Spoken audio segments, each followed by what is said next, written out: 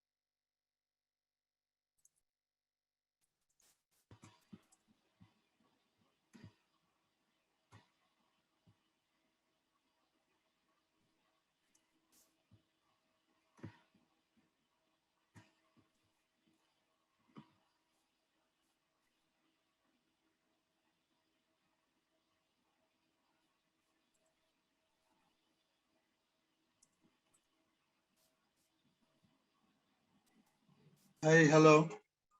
Mr. Khan, welcome. We are just waiting. We are just waiting. Having problem. I was having problem connecting, and I don't know why. So, Good. So we are live on LinkedIn and YouTube and with our audience here in the room. What I would suggest at this time is that we get started. We'll ask our other colleague in the ILO office to continue to work with the Secretary and see if the Honorable Secretary. But to be mindful of those in the room who have spent time to come here today, I would like to get started if that is agreeable to our speakers. Yes, of course, that would be great.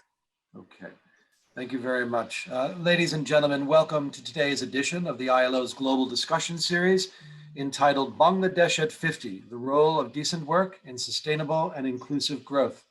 My name is Kevin Cassidy. I'm the Director of the ILO Office for the United States and Canada, based in Washington, D.C. Today's conversation is broadcast live via Zoom, as well as streamed on LinkedIn and YouTube. Thank you for joining us. I'm grateful for the presence of our distinguished experts who are key leaders in improving the world of work in Bangladesh and for making the time so late in the evening. The discussion will be moderated by my colleague, Tuomo Putayanen, Director of the ILO office in Dhaka. Today's event will be recorded and available on the ILO USA's website for viewing subsequent to the event.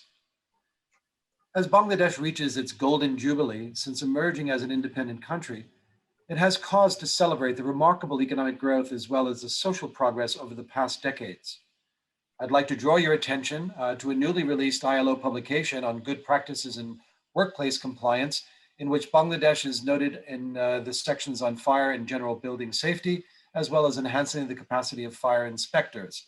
A link to this report is available in the chat function of this conversation at this time. Alongside these successes, there is a pressing need to invest in and build better workplace governance systems, strengthening of social protection measures, and improving labor migration measures and mechanisms for a fair and ethical recruitment and safe return. It is now my pleasure to ask the Director of the ILO office in Bangladesh to open up our discussion. Tuomo, the floor is yours, sir. Thank you. It's a great pleasure for me to be with you, all our viewers there in North America, and also my colleagues, and to be a panelist here in Dhaka, Bangladesh. So I will give you a very brief introduction, and then we'll present the panelists, and then we get the show going. So since its independence, Bangladesh has made quite remarkable progress in reducing poverty, maternal health, child mortality, and also making education available for all. The country has gained lower middle income status in 2015 and has qualified recently for graduation from least developed country in March 2018. Bangladesh is now scheduled to leave the LCD category in 2026. This will most specifically create some significant losses of the duty-free and quota-free market access that the country currently enjoys for its exports. Bangladesh has been one of the most fastest growing economies globally and regionally. And while this GDP growth has been quite strong, inequalities have remained quite high, and jobs have not been created as fast as they could have been. Low diversification and competitiveness have curbed export-led growth. Infrastructure needs and logistics are still an issue, and modernization of education and skills system remain a challenge. Bangladesh has quite strong planning systems and for its socio-economic development. There is currently a new 5-year plan. There's also a prospective plan, 2041, to look even further, and the country is working effectively to reach and achieve SDGs by 2030. There are major initiatives going on also to capitalize blue and green economies and modernizing Bangladesh labor markets and looking at upskilling of its young labor force, with expectations and needs for businesses, including fourth industrial revolution needs. So the government, employers and workers organizations and the country as a whole has a big task ahead to capitalize on its assets, recognize its journey of 50 years since the independence, and look forward to equal and equality-oriented social economic development. It is a pivotal moment for Bangladesh to move ahead. With that, I'll introduce our panelists today, and then we get things going. Firstly, I wish to introduce Mr. Nasrul Islam Khan, who is a former ambassador to Bangladesh, to Kuwait and Yemen, who is a trade union activist and a politician. He is currently the chief advisor of Bangladesh Chhattisgarh Shramik Dal, which is a trade union movement affiliated with the ITUC. He's been with the labor movement since 1968, and he's also a freedom fighter. We will hear from Mr. Nasrul Islam Khan in a moment. Secondly, I'm introducing Ms. Nihat Kabir, barrister at law, who is the president of Metropolitan Chamber of Commerce and Industry in Dhaka, MCCI. She's a practicing active lawyer by profession, and he's enrolled as an advocate of the Supreme Court of Bangladesh and holds many esteemed positions in private sector, working also very closely with Bangladesh Employers Federation. And lastly, the third panelist, who is joining us hopefully very soon, is the Secretary of the Ministry of Labor and Employment, Mr. Abdus Salam, who has had a long career in government, notably as Assistant Commissioner and in the Magistrate of First Class. He's also been in the NGO Affairs Bureau of the Prime Minister, under the Prime Minister's Office, and also as an additional secretary in the Sustainable and Renewable Energy Development Authority.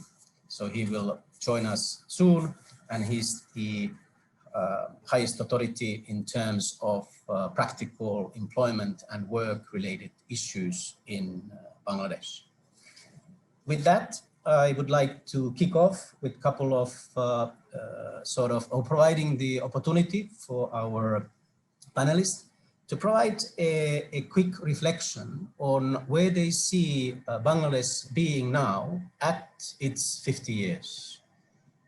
Mr. Islam Khan, first to you for 2 to 3 minutes to give us kind of like your opening remarks in relation to Bangladesh, and then Ms. Nihat. Thank you. Thank you very much, Brother Tom. Thank you for the good words you mentioned to introduce me. Today, I'm really participating as the Secretary General and Executive Director of the Bangladesh Institute of Labour Studies, BILS, though it's true that I'm from the trade union. Well, Mr. Kevin, Mr. Tomo, we have just seen Mr. Salam and Ms. Nihat Kabir, and those who are watching this program, good evening from Dhaka. Well, Bangladesh, a country of scenic beauty, was liberated in 1971 at the cost of lives of millions of people. And we are celebrating Golden Jubilee this year, thanks to the ILO Washington office for organizing such a relevant program there this year to, and allowed us to review our achievements and failures. Well, not only as a citizen of Bangladesh, but also as an active freedom fighter of the war of liberation of our motherland, it's my pleasure to share the story of continuous development during last 50 years of independence. In the field of economic progress, we made the prediction of Mr. I mentioned that yes, Holland was the first resident representative of the World Bank in Dhaka, that Bangladesh will not be able to exist economically. But we started growing from mid-70s, and now we are one of the fast growing economy in the world. We are graduating to the club of LDC soon. When per capita income of Bangladesh were only $70 in 1973, Mr. Austin Robinson was the president of the International Economic Association from 1959 to 1962, predicted that it will take 125 years of Bangladesh to attain the standard per capita income of $900. But as you know, that our per capita income now is $2,227. And thus we have made this prediction also not correct. The workers have contributed most in achieving these successes. Though our declared aim of independence was to attain full democracy, I would say political democracy, to ensure ownership of the state by the people, equitable distribution of wealth to end exploitation, right to organize in full freedom to realize just demands, full freedom of speech and media, and an enabling society which ensures peace, equality, tranquility, and equal treatment and opportunity for all. Those, I would say, are yet to realize fully. The country is progressing. Thank you, Mr. Khan. We will come back to you in a moment. I want to first have just a very short kind of opening salvo. So with that, I would like to go to Ms. Kabir, and then I recognize Mr. Abdul Salam being with us. So Ms. Kabir, for you from the private sector employers, and then to Labor Secretary for the opening 2 minutes. Over to you.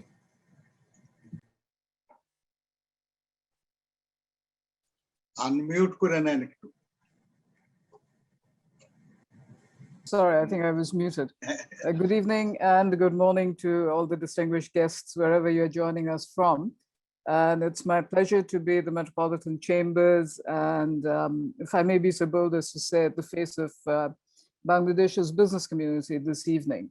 You've already heard that over the last 50 years, and almost from nothing, Bangladesh has reached the stage where it is moving into the developing country status, which I think is no mean achievement.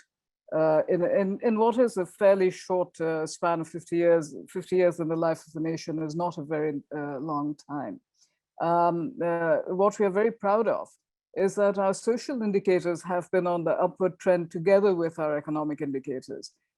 Reduction of absolute poverty, as Tomo mentioned, a reduction of child and maternal mortality and morbidity. Enrollment in primary education has increased, particularly for female children. We have access to water, better access to water, better access to many other services, which, you know, I was 6 years old when we became independent, and I've literally lived my life together with the life of the nation, almost. And from what I've seen myself to where we are today, I do believe we have done a fairly remarkable job of providing for a very fast growing and very young population. We are, I think, the most densely populated country, if I'm not mistaken, if we take away our water bodies, with a population just about half the size of the United States in an area of 55,000 square miles, which is, I think, the size of the state of Ohio, I'm told. While this gives us a fair amount of headaches in managing with limited resources, we've tried our best, but it also in business gives us several advantages in managing distribution, connectivity, in finding workers for industry. And as I said, we have a very young population, which is easily trainable, and we don't have very many legacy technology issues, etc. There is one matter that bothers me, that globally, Bangladesh still seems to suffer from some sort of a perception deficit or a historical perception bias that we are not an industrialized nation. We're still an agrarian nation. But if you look at our economy, the contribution of agriculture has significantly come down. Contribution of industry, both in manufacturing and the service sector, has gone up. Our industry, particularly RMG, it's the second largest in the world. We have potentially other large industries such as pharmaceuticals, food production and processing, etc. And this is one of the issues that going forward today, perhaps I would like to address more, this perception issue and where we actually are in reality to where perhaps we are seen to be. So with that, Tomo, I'll hand back to you. Thanks. Thank you so much. And then Mr. Abdul Salam, Secretary of Ministry of Labor, your 2 minutes in terms of where Bangladesh is at 50. Over to you. Oh, thank you, Mr. Tomo. Thank you very much. And dear colleagues, distinguished guests, ladies and gentlemen, good evening and good morning to you all. Thank you. It's my pleasure to join in this webinar and speak on a very important issue, Bangladesh at 50, the role of decent work in sustainable and inclusive growth.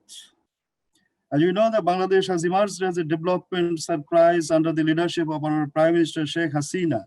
The 2021 is a very significant year for the people of Bangladesh. The nation is celebrating 50 years of its independence, the Golden Jubilee, and the birth centenary of our father of the nation, Bangabandhu Sheikh Mujibur Rahman. And while Bangladesh is heading towards its Vision 2021 for a digital Bangladesh, 2030 for achieving sustainable development goals and become upper middle income country within 2041 for a developed Bangladesh, COVID-19 pandemic has challenged our economic and social lives. Bangladesh is facing dire consequences of this pandemic. The people of Bangladesh is celebrating the 50 years of its independence. Bangladesh became independent in 1971 under the leadership of our father of the nation, Bangabandhu Sheikh Mujibur Rahman, in 1971. Regardless of many challenges, Bangabandhu endeavored proactive policies and programs for the development of Bangladesh. During the present government regime, Bangladesh has become 35th largest economy of the world. It has graduated from the United Nations list of least developed countries in 2018 and aspires to be developed country within 2041. Bangladesh economy grew by record of 7.13 during fiscal year 2016 and 20. Amid COVID-19 pandemic, Bangladesh keeps growing with 5.74% GDP growth rate, which is one of the highest in the world. So in this situation, 2021, we have formulated the perspective plan 2021 to 2041 that Mr. Tume has really mentioned. And we have already formulated the 8th five-year plan. We have successfully implemented 7th five-year plan. And this plan also gave importance to the employment generation and the welfare of the workers. And in 8th five-year plan, we have 6 themes. Of them, 2 are very important, that is labor related, employment related. These are the 2 main themes of the 8th five-year plan. And Bangladesh also emphasizing on achieving sustainable development goals. You know that goal 8, which is decent work, and Bangladesh government is on track to implement the SDGs plan. With all this, Bangladesh is on right track to the development trajectory. And another important issue that Bangladesh 2021, Bangladesh has successfully implemented the digital Bangladesh vision 2021, and it's trying to use the 4 industrial revolution in the Thank you, Mr. Secretary. areas. So with all this, Bangladesh is heading towards becoming a developed country. Thank you very much. Thank you, Mr. Secretary. So in the next round, you are able to go a little bit deeper, and I give you 3 directions in terms of the line of discussion. One is labor governance and decent work. How do you see the Bangladesh going forwards in terms of building stronger and more effective governance systems that will help its citizens, employers and workers alike to better participate and enjoy protection and services? So, governance. Secondly, indeed, it is so that the government has put a strong focus on employment creation through skills in its recent plans. And also there's a high reliance and request for the private sector to be very much involved in that. How will these quality, decent jobs will be created going forwards? And how will they also be inclusive jobs, looking at marginalized and left behind groups? And lastly, the importance of social protection. If there's one thing that the COVID-19 has shown, is that there is a need for better social protection systems across the board. So these are the 3 issues that I would like you to reflect best to your abilities. I will remind you, if you miss one, please, we go with the same round. First, Mr. Khan, then Ms. Kabir, and then Mr. Abdus Salam. So first, Mr. Khan, floor is yours, 5 minutes.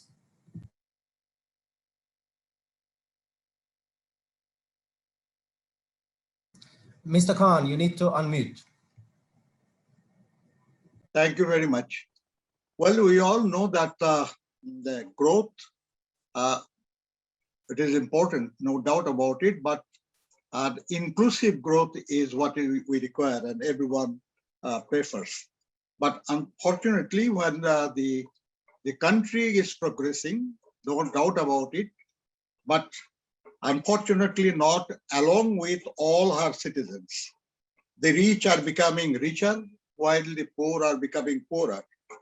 The Wealth X of USA, it came out with a research report that the number of rich increases at the rate of 17% in Bangladesh, which is even higher than China. And on the other hand, the poor are becoming poor, as you have known that, especially after COVID, around 15 million people have joined the rank of the most poor.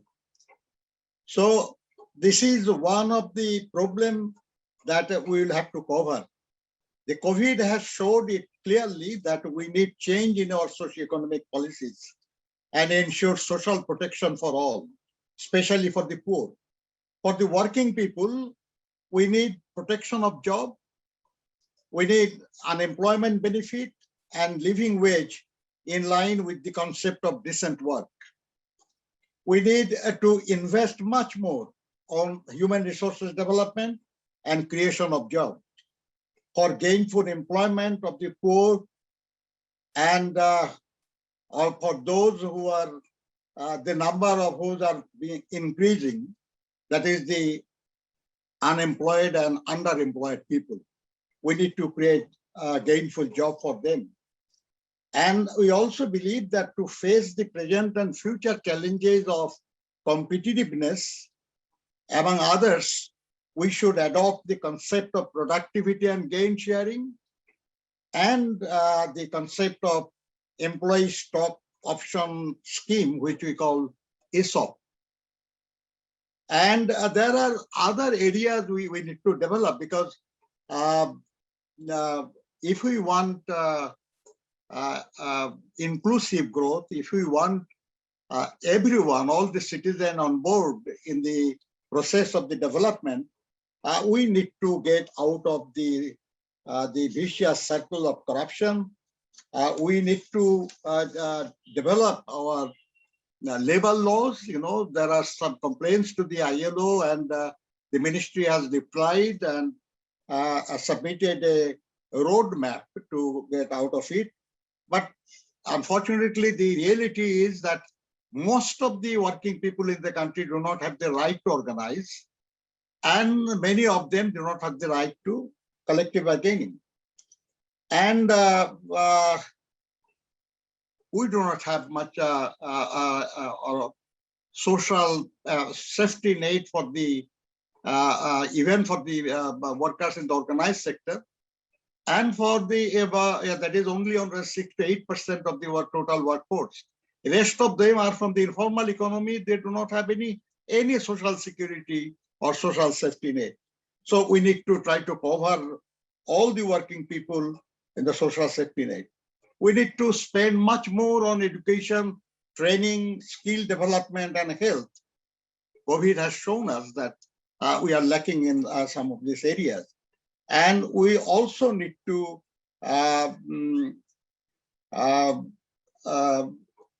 go for the political development in the area of democracy, in the area of independent judiciary, in the process of non-partisan civil administration and police, and especially I would say that the informal economy in the country, which is employing most of the people, and the agricultural sector, which is also very important, and we will have to depend on it much more, I believe, in future, that they should be covered by law and social safety nets.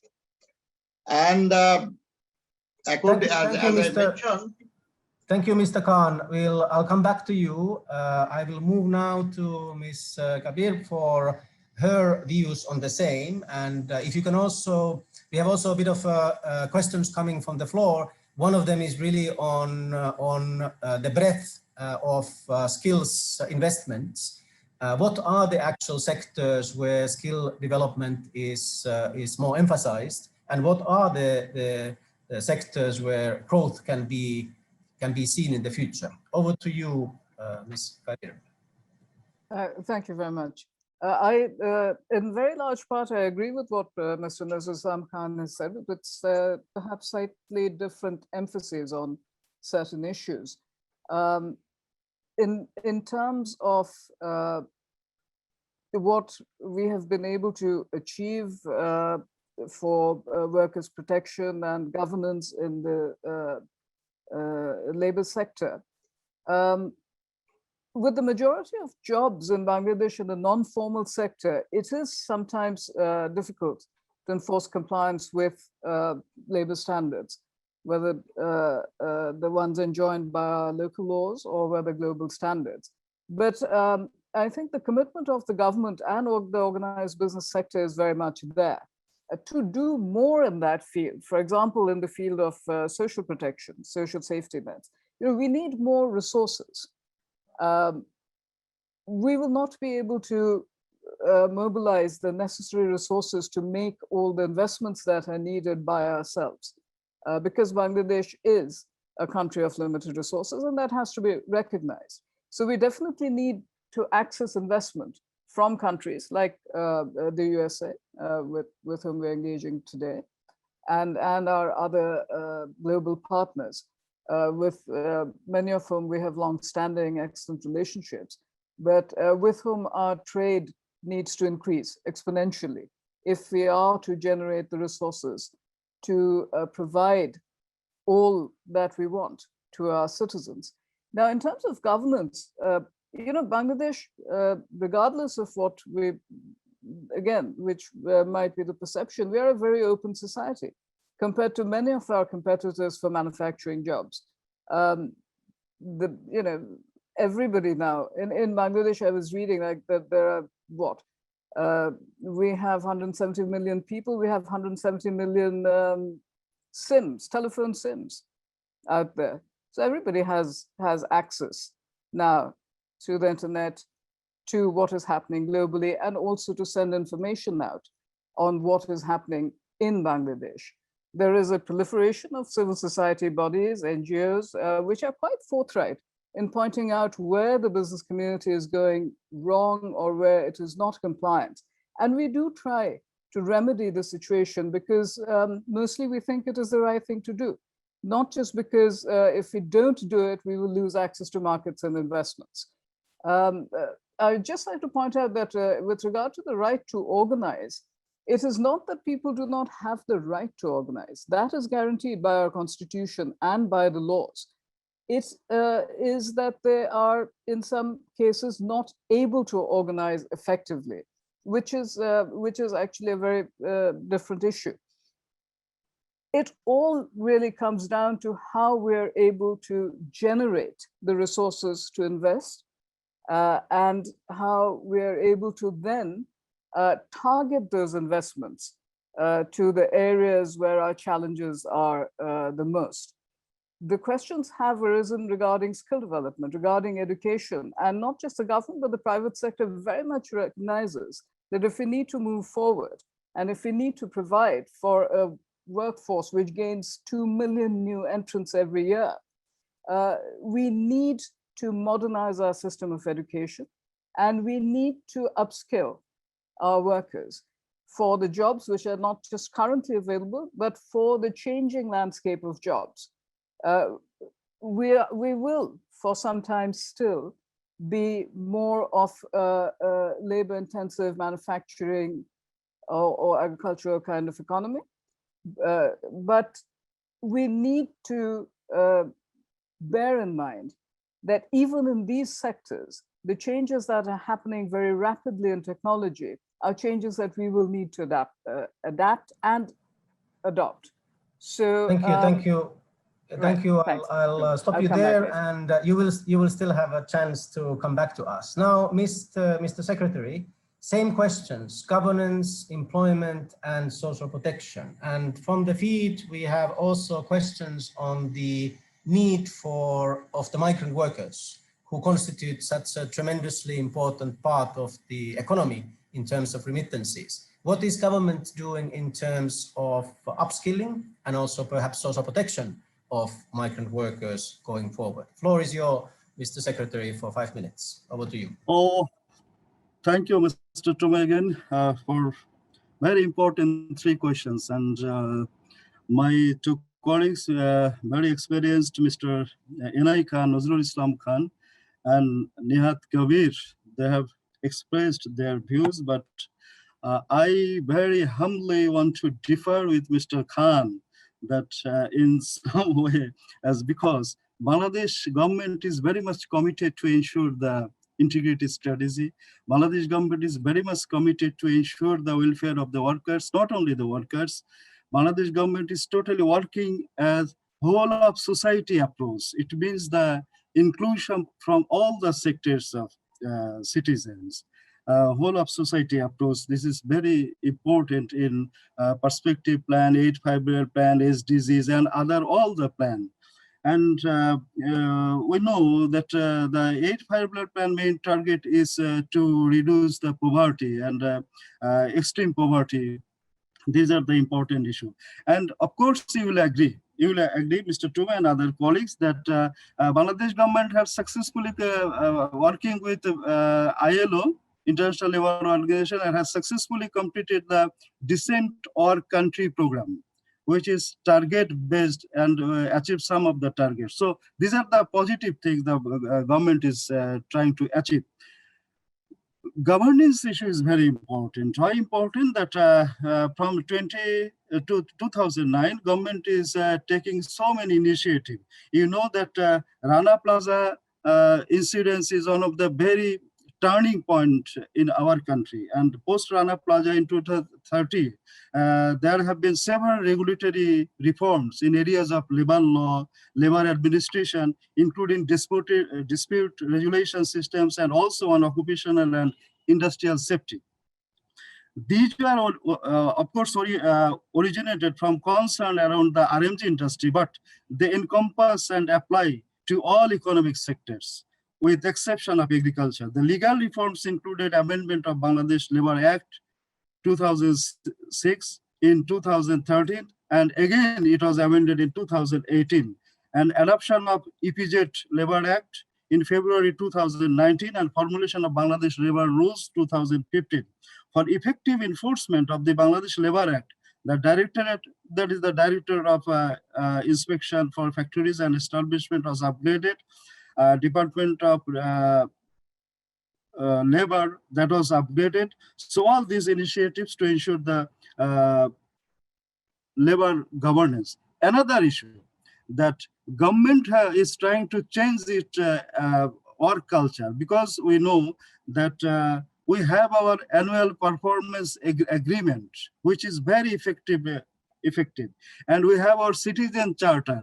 We have our national integrity strategy. All these are policies and programs only to ensure the governance system in the government sector, as well as other private sector and COSs and non-state actors also. So this is governance. And another, skills and employment. We know that Bangladesh, under the leader, under Prime Minister's office, we have our National Skills Development Authority. We have our Bangladesh Investment Development Authority. Skill Development Authority is coordinating the all department and the ministries for upscaling their skill of the young generation. And social protection, we know that 8-5-year plan, the main theme and important area is social protection area. So social protection, we have already, the government already approved and formulated the social protection policy 2020. This is for the first time the government has formulated a social safety net program for the workers group. And we have under the cabinet division, we are also working on the National Social Security Strategy 2015, and again Bangladesh government has adopted this strategy for 2021 to 2026. So all these are policies and programs are initiated to ensure the governance, social safety net, and the upscaling the labor forces. These are the programs of the government. Thank you very much. Thank you, Mr. Secretary, and particularly the investments in social protection for the left behind groups and informal economy workers is one of the questions also that has come to us. So perhaps in your closing remarks, you can look at that. Now we are ready to go to our final round, and we would go through the same process. We would start first with Mr. Khan, then Ms. Kabir, and then back to the Secretary. So looking at going forwards, looking at the fact that the choices of today will impact on the future of youth, boys and girls of tomorrow, what would you see as the most critical opportunities and challenges going forward from your perspective? Over to you, Mr. Khan, first.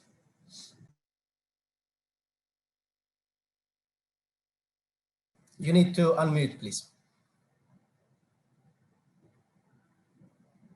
You need to unmute, sir.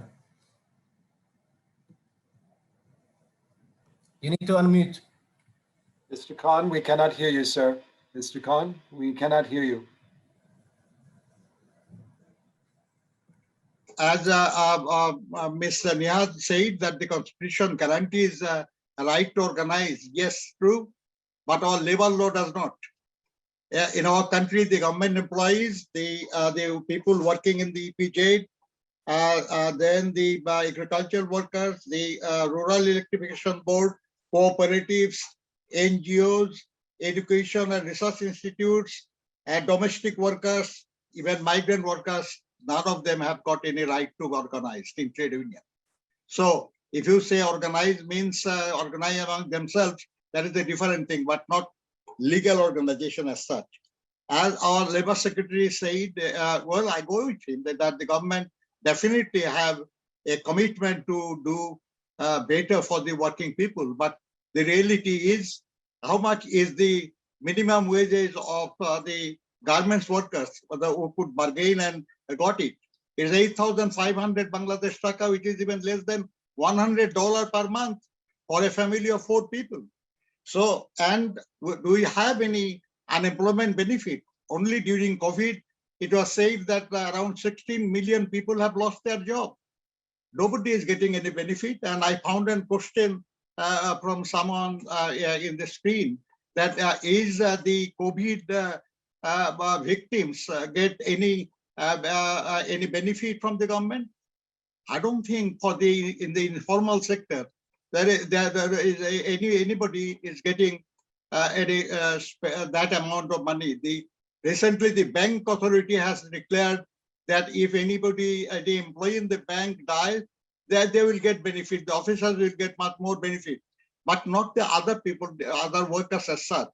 So I would say the migrant workers who are the pillar of our economy, who are sending around 12 to 13 million US dollar, they don't have any specific.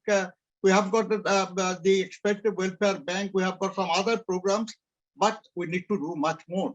That is the thing I was saying, that we do have some beneficial programs, but we need to develop it because it's not enough. It's not really providing the support we need.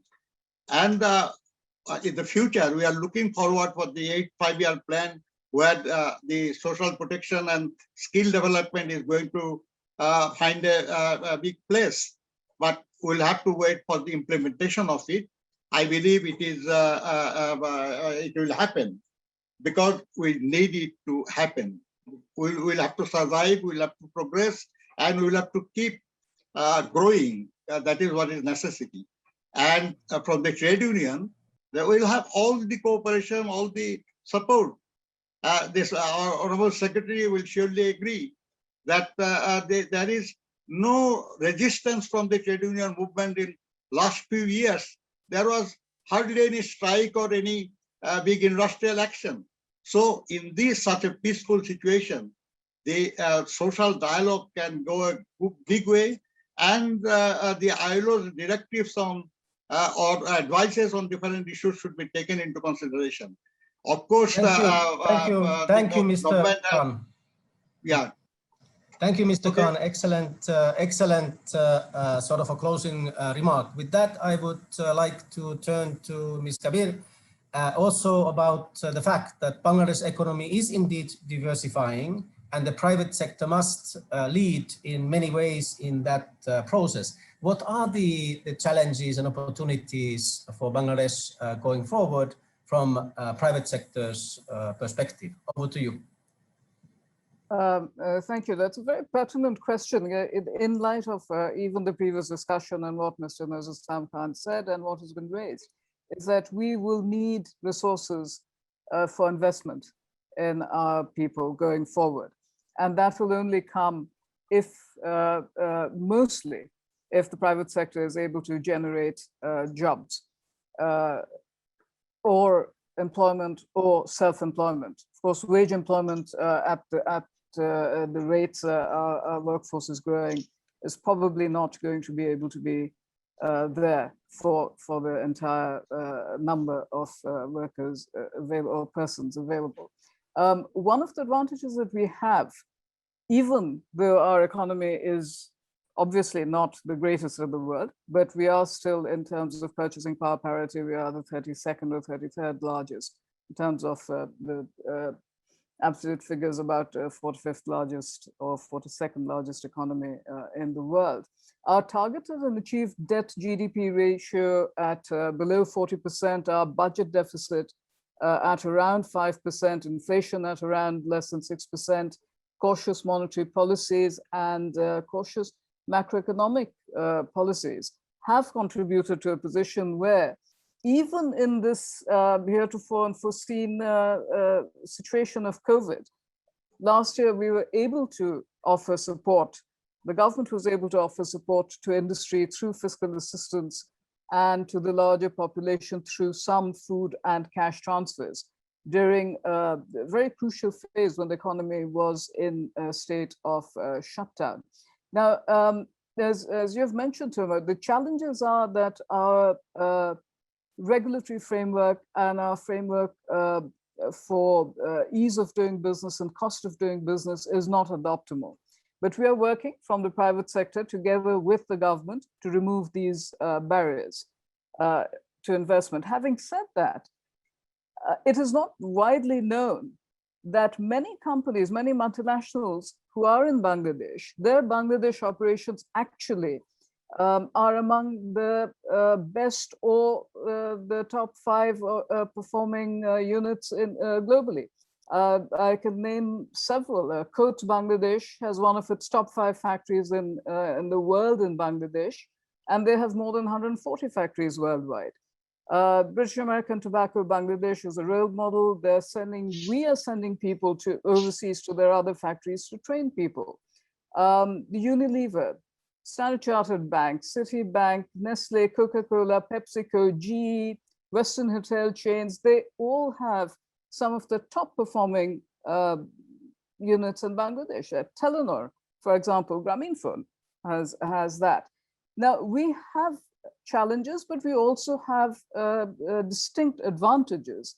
As I have mentioned before, that we are a very open society. We have a young and very well trainable population. We have a geographical and demographic advantage, which potentially gives us access to the global market, to more than 3 billion people, as well as giving investors immediate access to 170 million strong domestic market, of whom at least 20 to 30 million have significant disposable income today. And as far as manufacturing industry is concerned, the density of the availability of workforce is a great advantage. Other manufacturing hubs, countries like China, Vietnam, are getting expensive. Recently in a study, Bangladesh outperformed Vietnam, China, Thailand, Pakistan, Turkey, India, and Brazil in a list comparing the ethical auditing practices of major manufacturing countries, which again is a great achievement. So I think that companies from countries like the USA, which are unfortunately not as widely represented in our businesses in Bangladesh as they could be, if they come in now, they will have a great opportunity, a first mover opportunity to engage in the policy discourse and set the stage for investment and set the framework for investment in industry as we move from LDC status to developing country status. And I think it would be of great mutual benefit to both sides. So the challenges are certainly there, but we are working together with the government. And I can say that from the private sector, that 10 years ago, what we were not doing with the government, today we are. So I look forward to seeing the results of these efforts that we are making jointly. Thank you so much. And the last comment today from the panelists is the Labour Secretary. So for you, sir, what are the challenges and opportunities going forward? There is the climate change, there is the youth dividend, there is the green and blue economy.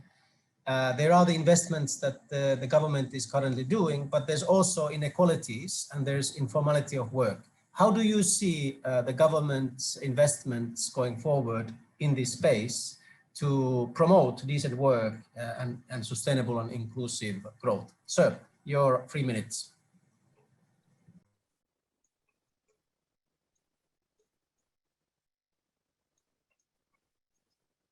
Please unmute.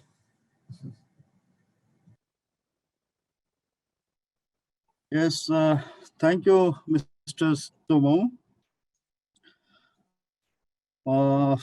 Again, let me defend as because Mr. Khan has mentioned in some of the area which the right to organize, minimum wage, migrant workers, social dialogue, yes, right to organize. It's a very wider perspective. We have ratified ILO Convention 98, 81, and 87, and other related conventions. And we're also going to prepare an action plan with the help of International Labour Organization and European Union to ensure the right to organize and to collective bargaining, all these things. And we will amend the labor law into 2021. We have that action plan. We will amend labor rules 2015, and discussing with the employers and the workers, all these things. We are trying to improve the labor law and the labor rules and other related regulations.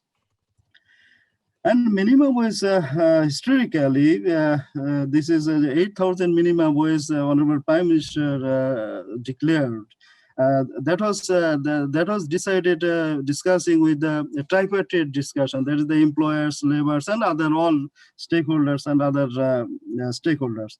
So and migrant workers, we know that the expatriate ministry has taken several initiatives to ensure the right and the welfare of the migrant or the social dialogue. Social dialogue is another important thing. We know, Mr. Tumo, that the social dialogue, we are planning to improve this area and the all sectors. So these are the area we are trying to improve. And challenges are most challenges is the COVID-19.